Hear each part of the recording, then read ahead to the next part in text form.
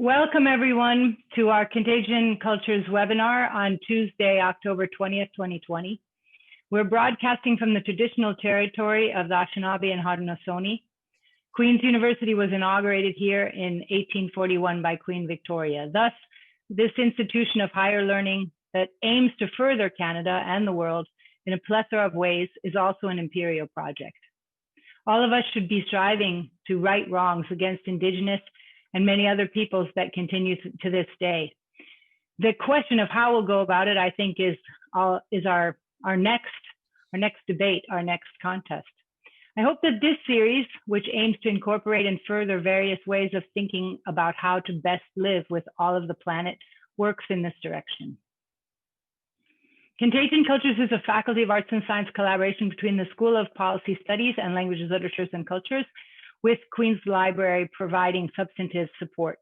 The talks of about an hour or a bit less are live streamed on Tuesdays at 4 Eastern until the end of winter term 2021.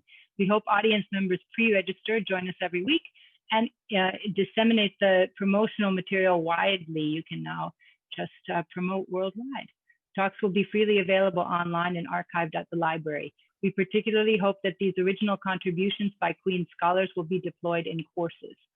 Queen's Contagion Cultures lectures helps make sense of this pandemic through the expertise and insights of arts and science faculty members.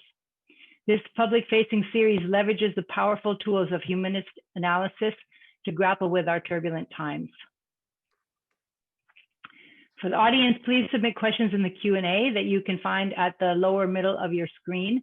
And if you can't see the Q&A button, then just hover your mouse over that portion of the screen. As webinar attendees, you are both invisible and muted, and we welcome your typed questions that we'll talk about. Today, it's my pleasure to introduce Adnan Husain and Margaret Pappano. Margaret is Associate Professor in the Department of English, where she teaches courses in medieval literature and contemporary Muslim writings. She is co-author of The Civic Cycles, Artisan Drama in Pre-Modern England, and co-editor of Pre-Modern Artisan Culture and of Muslim Mothering, Global Histories, Theories, and Practices. Adnan is Director of the School of Religion and Associate Professor of Medieval, Mediterranean, and Islamic World in the Department of History. He also directs the Muslim Society's Global Perspectives Project. Their talk today is entitled The Black Death, a Global Pandemic and Its Consequences in the Middle Ages. Please welcome Professors Pappano and Husain. Thanks so much. Hi. Thanks, Jen, for inviting us to participate in a really terrific series of lectures. And today we're taking you out of the contemporary to travel back to the medieval world as a way of thinking about today, hopefully in a new and interesting and useful way. The Black Death, or the Great Mortality, as it has sometimes been called, as it was the deadliest pandemic in human history, ravaged Eurasia and North Africa, possibly parts of sub-Saharan Africa as well, in the mid-14th century. Attributed to the bubonic plague, the Yersinia pestis bacillus in the black rat was spread to human beings by fleas, and in its pneumonic variety spread in airborne fashion, including human-to-human transmission. Incredibly contagious, and with a high mortality rate, victims succumbed to an array of terrifying symptoms.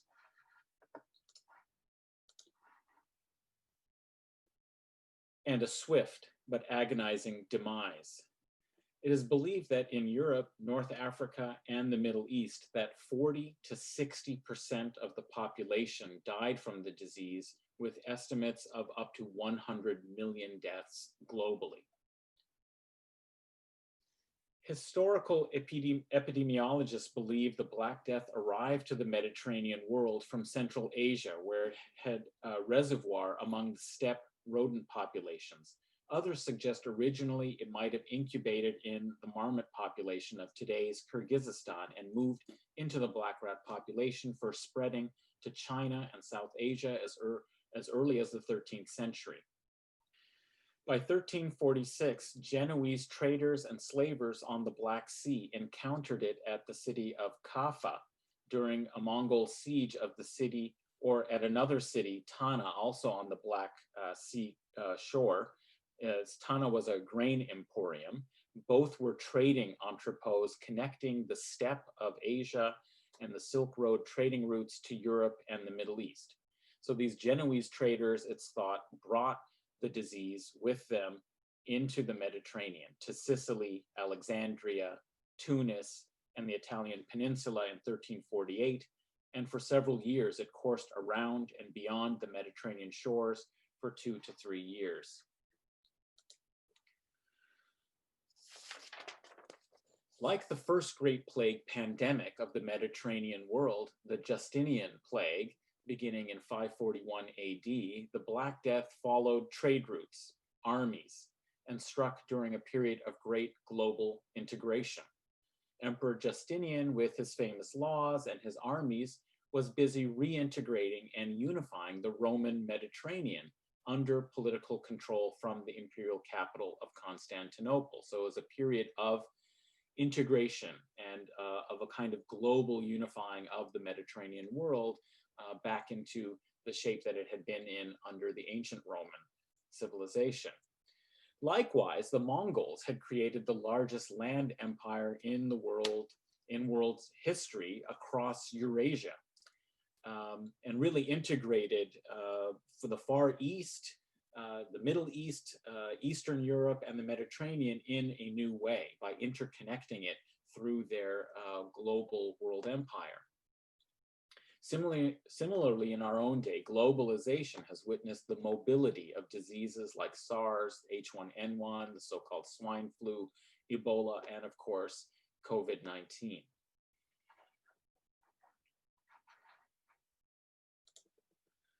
Contemporaries identified the source of the plague as Eastern and always imagined it as coming from outside, elsewhere, from somewhere else.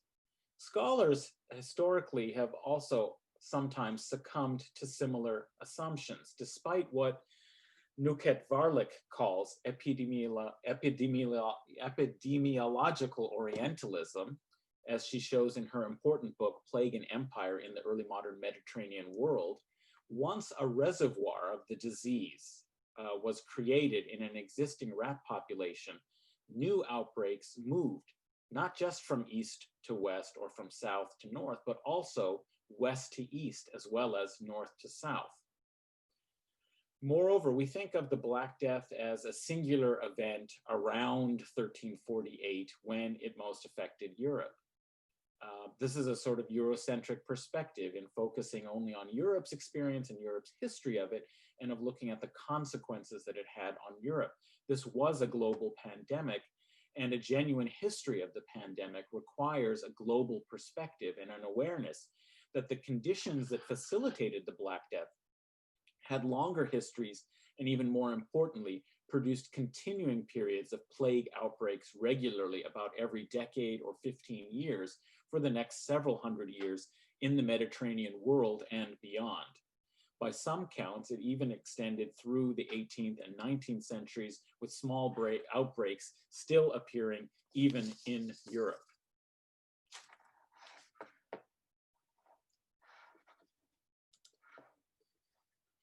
So the real question is, or the kinds of questions, if we understand the basics of this history and this historical narrative that I've tried to share with you, is did the pandemic change everything? I mean, if half the people of the known world died, you would imagine this had dramatic consequences on society, on economy, and also, what were some of the responses to it? How did people deal with such a devastating pandemic?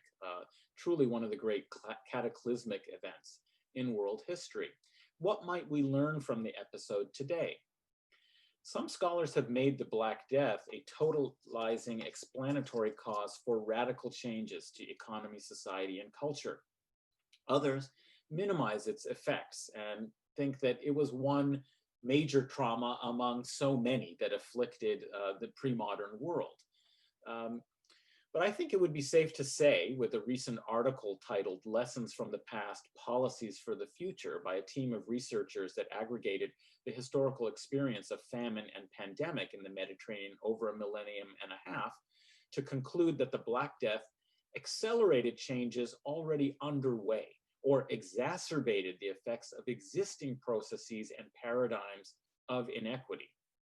They concluded that the greater the degree of baseline inequality at the outset of a crisis, the less resilience there is in the system as a whole, the more uneven the distribution of the resilience burden, and the greater potential for post-solution breakdown of a given social order.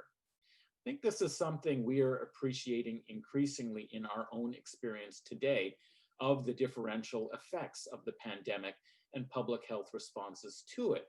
And we should be concerned about, in our own era of increasing social inequality, about the consequences of the post-COVID world. The thesis of Stuart Borch's comparison of England and Egypt during the Black Death from the mid-2000s, about 15 years ago, warns us that in the case of Egypt, the land tenure system, which was the basis of wealth in that society, helps explain the differences between it and England in long-term recovery. These were both medieval societies, but their trajectory out of the Black Death differed rather dramatically. In the case of Egypt, where an elite, military elite that had no investments really in the rural peasantry and in the infrastructure required to sustain agricultural productivity, that is the Nile-fed irrigation system, will respond, or did respond, to the disaster with short-term recovery, seeking short-term recovery of their losses, or in exploiting the situation to their benefit. In other words, they exploited the crisis for themselves because they didn't have an investment in the infrastructure of the rural peasantry, and as a result, in the future, it undermined the agricultural recovery and overall the wealth of the society.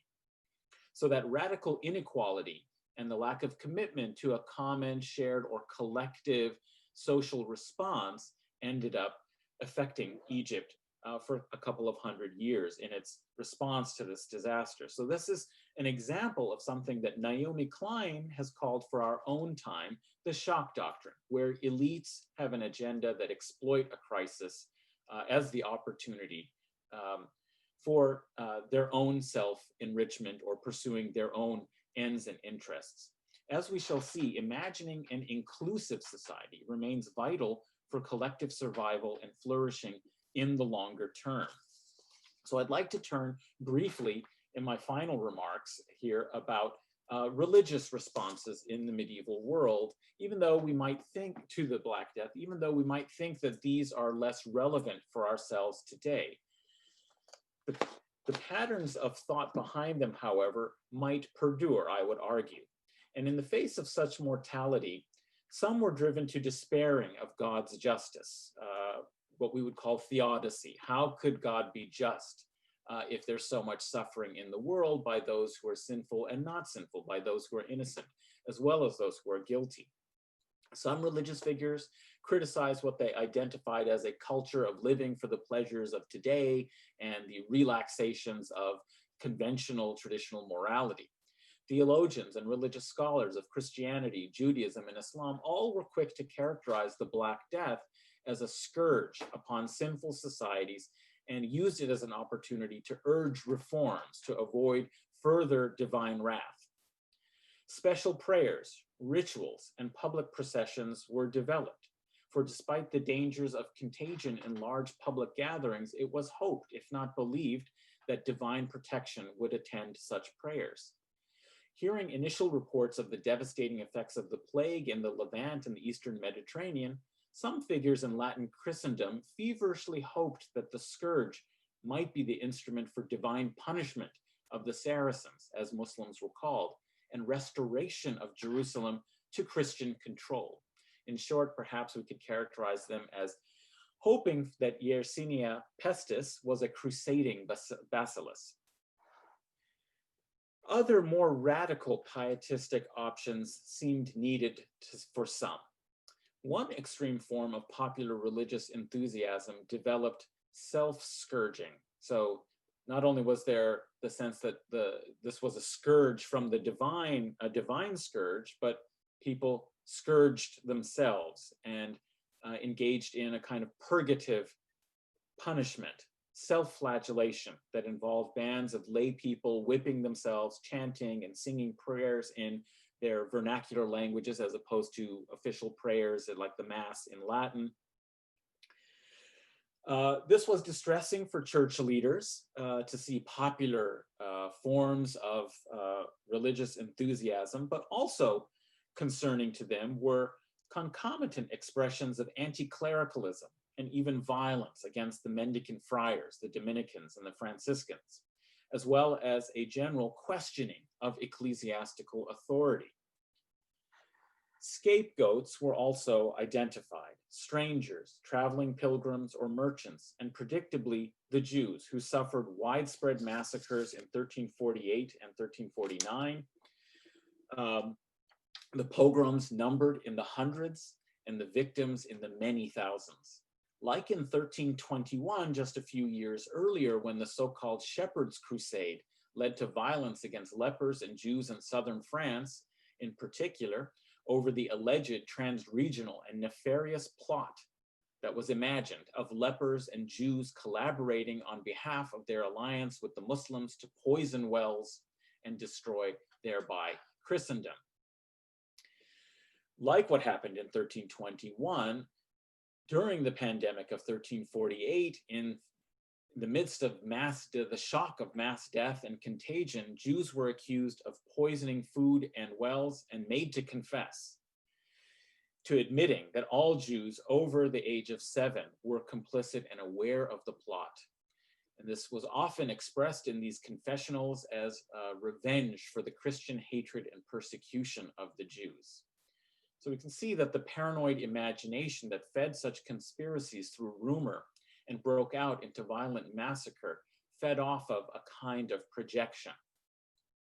Despite Clement VI's reissue of the papal bull Sicut Judaeus, reaffirming the doctrine of tolerating Jews in Christian society as subordinate but necessary testifiers to the literal law of Moses and the Bible, it appears, according to Samuel Cohen's careful work, that the violence against Jews was principally directed by political and social elites, including ecclesiastical lords and high nobles, rather than simply expressing popular animus and what we might think of as popular anti-Semitism. For example, the Holy Roman Emperor Charles of Bohemia issued a general amnesty on those who had killed Jews and seized their property during the waves of violence.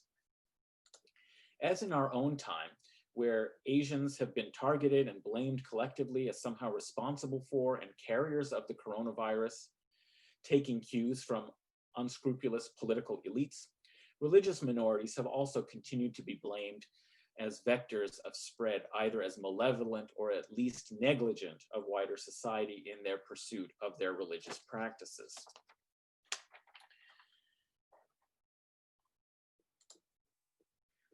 In some parts of the Mediterranean, however, a more collective response could prevail. Ibn Battuta, the inveterate world traveler, the pre-modern person who journeyed the furthest of anyone in history, perhaps, reports what he experienced and saw in Damascus in 1348. I witnessed at the time of the Great Plague at Damascus in the latter part of the month of the second Rabi'a of the year 49, July 1348, a remarkable instance of the veneration of the people of Damascus for this mosque, meaning the Grand Mosque at the center of Damascus, the famous Umayyad Mosque. Arghun Shah, king of the emirs and the sultan's viceroy, ordered a crier to proclaim throughout Damascus that the people should fast for 3 days and that no one should cook in the bazaar during the daytime anything to be eaten. So the people fasted for 3 successive days, the last of which was a Thursday. At the end of the period, the emirs, sharifs, qadis, doctors of law, and all other classes of the people in their several degrees assembled in the great mosque until it was filled to overflowing with them, and spent the Thursday night there in prayers and liturgies and supplications. Then, after performing the dawn prayer on the Friday morning, they all went out together, walking barefoot and carrying Qurans in their hands. The entire population of the city joined in the exodus, male and female, small and large. The Jews went out with their books of the law, and the Christians with their gospel, their women and children with them, the whole concourse of them in tears and humble supplications, imploring the favor of God through his books and his prophets. They made their way to the Mosque of the Footprints and remained there in supplication and invocation until near midday, then returned to the city and held the Friday service. God Most High lightened their affliction. The number of deaths in a single day reached a maximum of 2,000, whereas the number rose in Cairo and Old Cairo to 24,000 in a day. Crucially, it is the collective prayers of all inhabitants, Muslims, Jews, Christians together, that convinces Ibn Battuta that Damascus was spared the worst of the plague, and Damascus as a whole, not just Muslims alone. Whether he was correct or not, he could appreciate and feel more prepared to face the plague in an atmosphere of social solidarity among Muslims, Christians, and Jews together. The temptations of elite exploitation of crisis and a valorization of authoritarian rule in the face of health and environmental emergencies are very present as dangers today. One lesson Ibn Battuta's example can teach us is that an inclusive society that imagines a collective response, even if not if refusing, not obeying social distancing or physical distancing and all that, but a collective response is what's important, might, through mutual aid, preserve a more democratic character. Okay, thank you. Thank you, Adnan, and thank you, Jen, very much for organizing this. I'm going to take this in a slightly different but related direction. Chronicle and literary depictions of the plague typically suggest that the pestilence spared no one. Rich and poor alike succumbed to the plague. The idea of death as the great equalizer is a theme frequently enshrined in artistic depictions of the later Middle Ages. For example, this poem, The Disputation betwixt the Body and the Worms, which is, quote, set in the saison of huge mortality, of sundry diseases with the pestilence heavily reigning, describes an encounter between the recently deceased body of a beautiful, noble lady and the vermin who are feeding on her corpse. As the debate ensues, the lady's invocation of her courtly graces, her armigerous heritage, and legions of noble admirers to protect her from the onslaught of the vermin is rendered comical, as the message the poem conveys is that her noble status and beauty are powerless against the onslaught of death and decay. Her body stinks so much that now the worms are her only creaturely companions. Although unremitting impartiality and unchecked virulence is important to the rhetorical work of plague descriptions, chroniclers do point out some disparities. Gilles Lemoussy writes that, quote, more people died in narrow lanes than broad streets and open squares, end quote. Ronald Higdon notes that, quote, few, virtually none of the lords and great men died in the pestilence. Likewise, Robert of Avesbury comments that, quote, it showed favor to no one, except for very few of the wealthy, end quote. Modern scholars have not been able to determine class disparities in plague death rates, although in her recent talk, the historian Monica Green notes that her list of royal plague victims is quite short. The wealthy did have resources to flee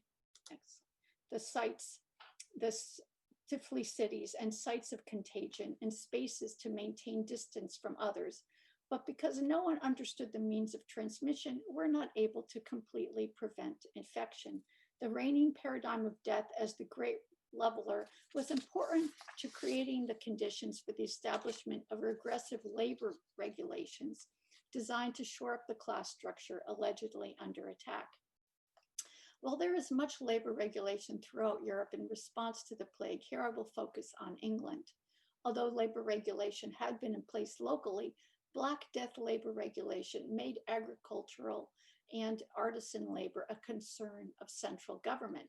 The first national legislation enacted in the very first year of the outbreak in England, that is June 1349, required able-bodied people under 60 years old to work, excepting those with a certain self-sufficient income. Moreover, workers were expected to accept the wages that hadn't been in effect for the last 4 years.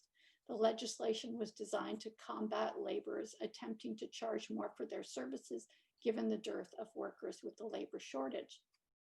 The ordinance threatened imprisonment for craftsmen attempting to charge more for their work in plague conditions, and craftsmen, that is, skilled artisans, were required to work in the fields at harvest times. The regulation also restricted almsgiving, supposedly to force all those who were physically capable to labor. This legislation, interestingly, also regulated the lower ranks of the priestly class, placing stipendiary chaplains under similar wage restriction. Priests, like agricultural laborers and craftsmen, were cast as essential workers, and therefore their services were considered of national significance. The monastic chronicler Henry Knighton complains that, quote, a man could scarcely get a chaplain for less than 10 marks to minister at any church, whereas before the pestilence, there had been a glut of priests, and a man could get a chaplain for 4 or 5 marks or for 2 marks with board and lodging, end quote. When the English Parliament met in 1351 for the first time since the plague outbreak, it proclaimed those ordinances, those labor ordinances, now as statutes, further regulating mobility and providing for fugitive workers to be tracked down. It states, for instance, that no one was to leave town where he lives in winter to work elsewhere in the summer if there is work for him in the same town, taking the wages above said. Punishment was imprisonment or stocks, and the statute advises that stocks are to be made in each town for this purpose. The statute also recommended branding an F on the forehead for falsity for repeat offenders, although scholars have yet to find evidence that the branding was carried out.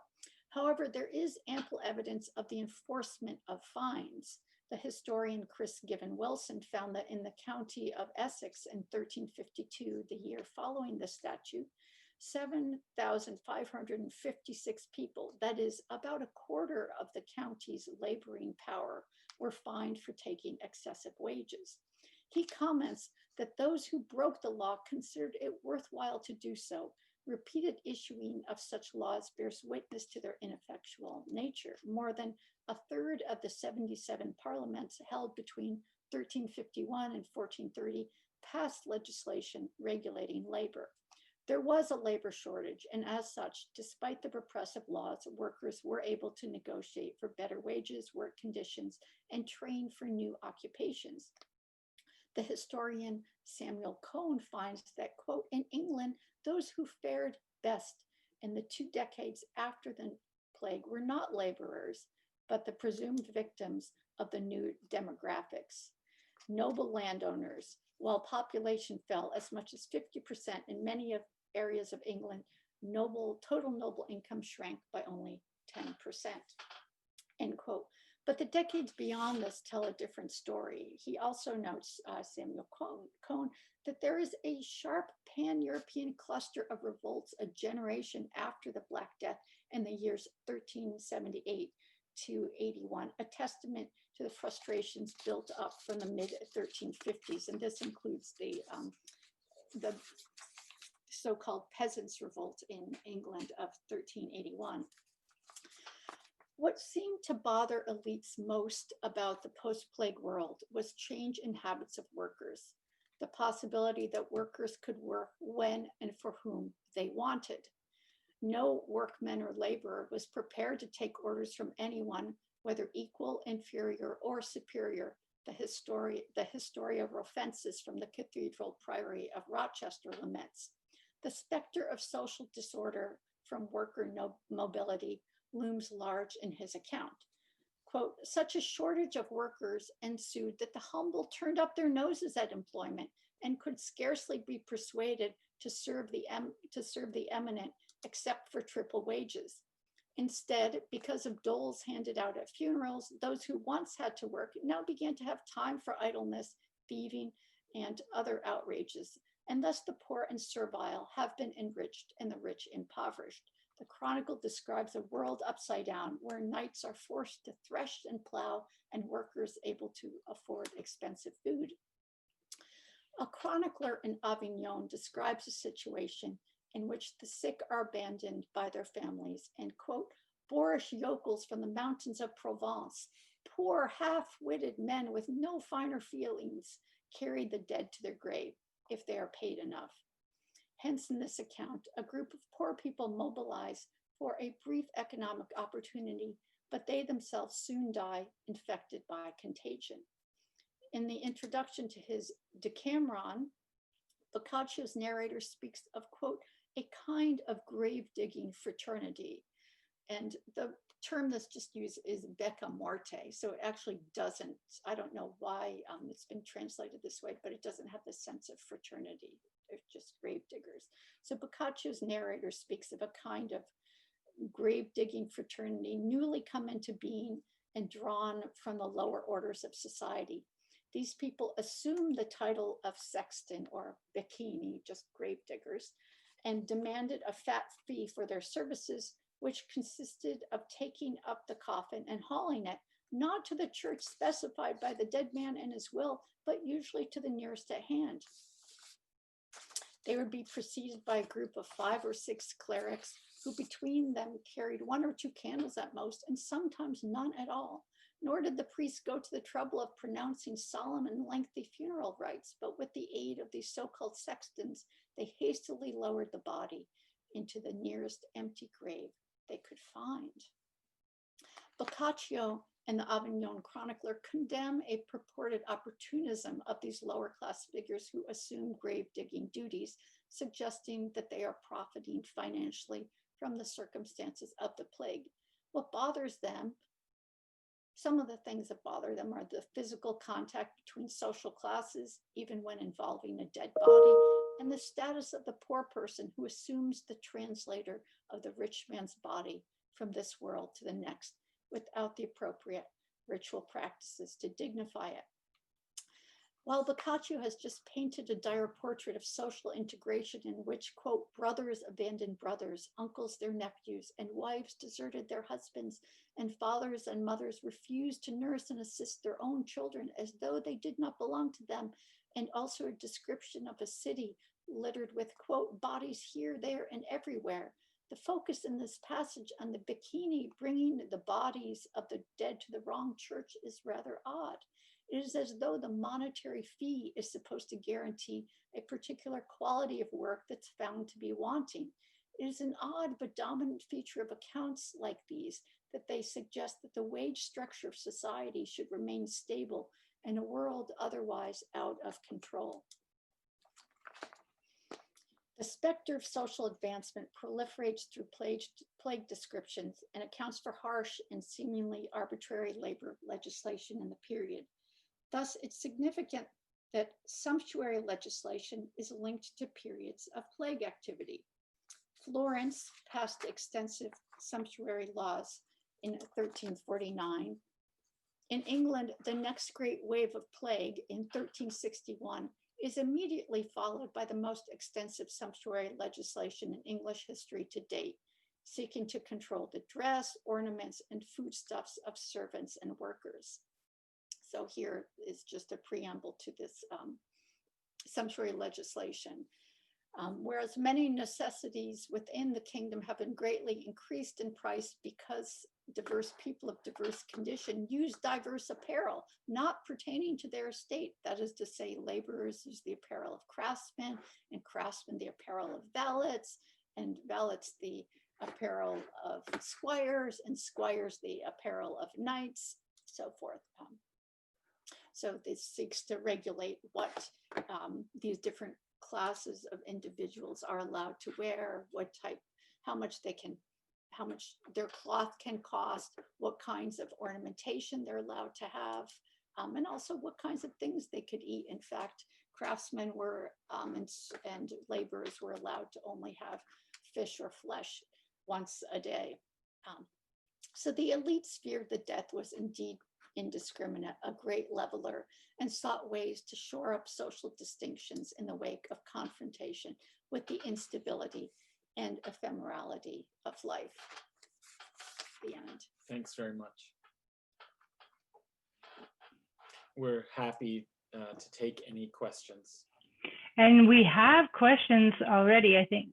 One is like, you know, I wanted to talk about Naomi Klein, because you mentioned her with the Shock Doctrine. She's recently been talking with Conversations with the Nation, as you, I think, will know, about how big tech is earning money on the pandemic. And Margaret's slide showed us how billionaires are getting very, very rich. And I wondered if you could speak to the issue of resistance and organization from the less privileged, and then also maybe organization from the privileged. And then there's a question here that says, this is from Craig Jones. So how is this pandemic politically or sociologically different from our long history with pandemics? And what downstream consequences should we be preparing ourselves for?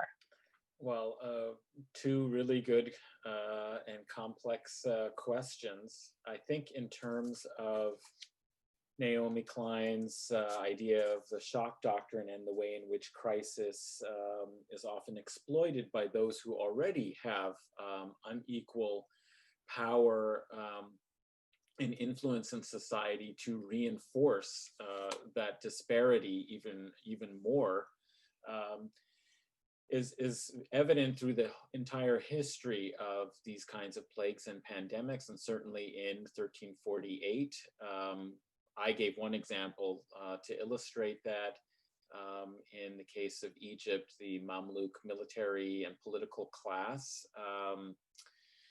in the face of this demographic shortfall and the sudden loss of production and the rents and taxes that it produced, because they were not resident on the land and were also didn't have hereditary control of the land, but only had a short-term horizon for their appointments to the taxes from particular parts of the countryside, didn't have much of an investment in continued integrity of those communities and their long-term productivity, and as a result tried to grasp as much as they could when it was available, and did not allow for reinvestment in the infrastructure that was necessary to maintain the very complex and expensive and labor-intensive earthworks of irrigation systems to keep the water from the flowing, of the Nile, the overflow and flooding of the Nile into, productive agriculture. So that was an example where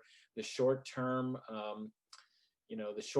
interests could be exploited by elites. And I think Margaret mentioned a few very important examples in England, after the Black Death as well. If you want to talk about any of those. Well, this cases. is an interesting question. So what could we hope to come out of this? I mean, it is interesting that England, and not just England, Europe in itself had its own mini age of revolution, like about a generation following the Black Death. So not immediately, because there had been, all of these forms of legislation passed, right? The kind of law courts were used very well during this period.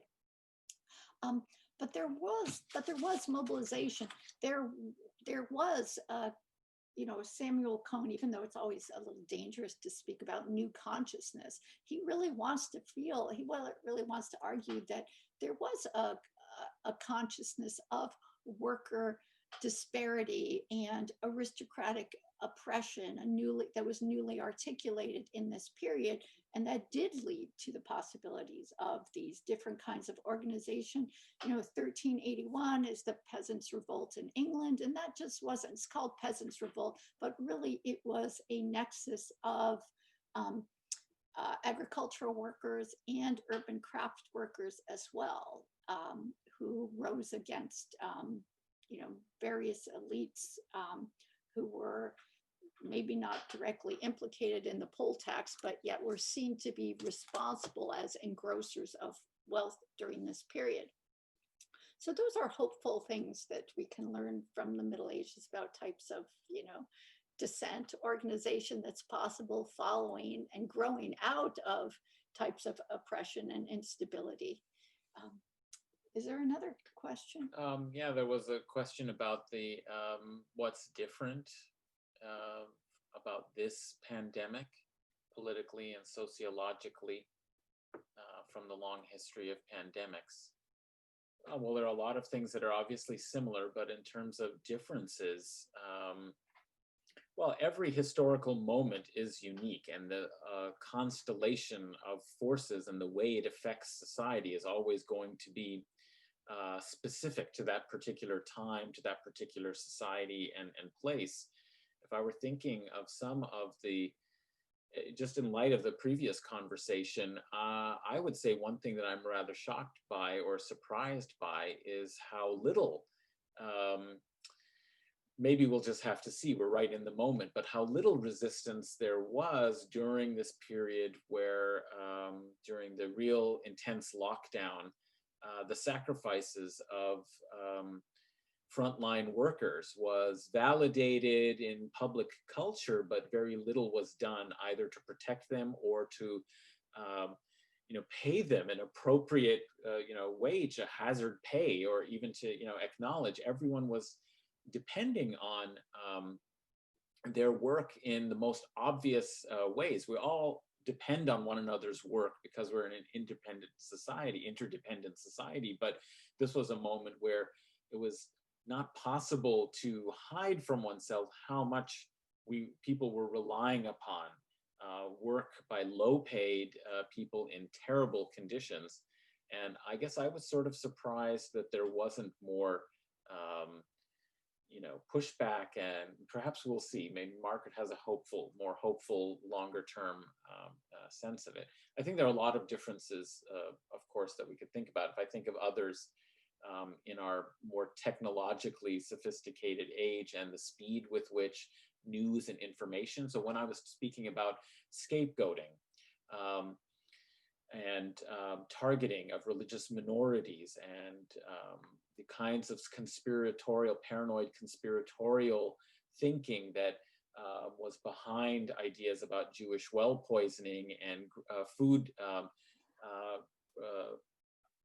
and provisions poisoning, that in the age of social media, things like rumors that circulated remarkably quickly, but I think there's a ability for rumor and to circulate very, very quickly and very, very widely, so that you perhaps can see certain kinds of patterns having both a local origin and context and meaning, but being able to be picked up as memes and as calques of expression and reappropriated in other contexts. So I could have shown some other, for example, media reports about Muslims in India being blamed for COVID spread. I happen to choose an example from, England. I could have found other ones, but there are remarkable symmetries in some of the kinds of charges or the structure of the kinds of accusations that are being made against marginalized groups. So that's something that's possible to have a really global kind of culture, for good or for ill, that can circulate in our time. We have other questions here. One for Margaret from Elizabeth Hansen. You have talked about the effect of plague on wages and laborer mobility. What effect, if any, did it have on land tenure? My understanding of the Peasants Revolt of 1381 is that one of the drivers was rising rents. Did landowners attempt to counter losses in productivity by raising rents and establishing new principles of land tenure? It reminds me of the debates around whether renters need to pay their rent and whether they can be released from it, or and what are the landlords going to do if it means that they can't pay their mortgages? So it's again, the resonance with the present is very salient. So that's one question, and I'll just push the second one out as well from an anonymous attendee. I'm curious about the psychological effect of the level of grief people at the time of the Black Plague experienced it, and whether you see that registering in the literature of the time. Interesting. Yeah, very different questions. Elizabeth, yeah, you're absolutely right about there were a lot of economic changes in England as a result of the Black Death. Different changes in land tenure is definitely one of them. Yeah, people have seen rising rates of rising rents in this period when you would not expect it. That or the poll tax, you know, a new oppressive poll tax to raise money for the 100 Years' War. You know, that's, you know, usually seen as one of the generators of the 1381 rebellion, but no doubt there were different effects, you know, on different groups of people who came together. But one of the really interesting things that happened out of plague and labor legislation was that this distinction between a villain in England and a free laborer, so it's a status distinction, right? There was a group of the unfree, and then there were people who, you know, paid rents and did essentially the same work. So it was just a status distinction, but it was still very much in effect in England before the Black Death, that status distinction really diminished radically following the Black Death, because now it was just more of a situation of those people who were forced, you know, because of this legislation, everybody was likewise had restrictions on their mobility, was attempted to be forced into having certain kinds of long-term contracts. And so that was a interesting change that grew out in terms of 1381. And, you know, supposedly land, because there was so much land, that also changed. And, you know, it used to be a half acre was a kind of was a normal sized plot, and that grew like 3 or 4 times in terms of just the amount of land that was available. So those are some important aspects of change during that period. One element of that I've read about is that greater productivity is alleged to have been possible because some of the demographic pressure that had led people to try and farm and cultivate some less productive lands, or to let lands lie fallow, you know, that some of the pressure was off that. So it's very possible that higher quality land, you know, was in demand, and perhaps rents for those in particular were you know, exploitable. But that's one of the theories about why it was actually ultimately more productive, is that there was a better use of land more intensively. On the psychological effects, I think that's a very interesting question. Historians have debated what were the reactions, how can we actually appreciate and understand people's emotional and cultural and mental consciousness, their responses at such a great distance. We have to rely upon, you know, literary records. And I would also argue the kinds of religious responses that I was talking about are themselves evidence of attempts to process, not just at the psychological level, but at a kind of broader cultural level,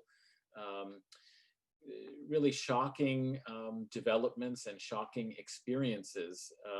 But at the same time, others do note that the quality of life that people endured, you know, is so incomparable, so difficult for us to understand. Hard lives of labor, where people died much younger, and where without kind of benefits of public health and modern medicine, it was possible to succumb to a variety of diseases. I do think, however, that Boccaccio captures some sense of the terror. Perhaps he exaggerates for literary effect, but it's clear that something was unique. There had been other epidemics or outbreaks of disease that these societies had experienced, but something was deeply shocking about the speed with which the disease killed its victims and how contagious it was, that it did lead to a recognition on some level of the unique, deadly character of it that produced fear and anxiety. And I think one of the consequences of that were new forms of religiosity or extreme forms of piety and attempts to process this. And it also led to, as I said, targeting and manufacturing new narratives of poisoning of food and so on. And I think those are evidence as well of a kind of psychological response on a broader cultural level to the Black Death.